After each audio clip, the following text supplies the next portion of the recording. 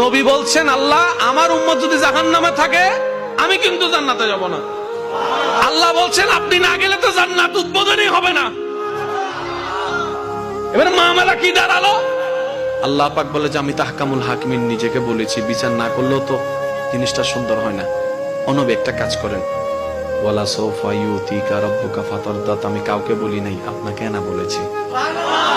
ওমা আরসালনাকা ইল্লা রাহমাতাল লিল আলামিন, কারো সম্পর্কে নাজিল করি নাই, আপনাকে দিয়েছি। ওয়ালাল আখিরাতু খায়রুল লাকা মিনাল উলা, কাউকে বলি নাই, আপনাকে বলেছি। আর আমি আল্লাহ ভালো করে জানি আপনি হচ্ছেন উম্মতের দরদি নবী। আপনি নিজের জন্য কাঁদেন নাই, সন্তানের জন্য কাঁদেন নাই, পরিবারের জন্য কাঁদেন নাই, নাতির জন্য কাঁদেন নাই, যত কেঁদেছেন জীবনে সবকিছু উম্মতের জন্য।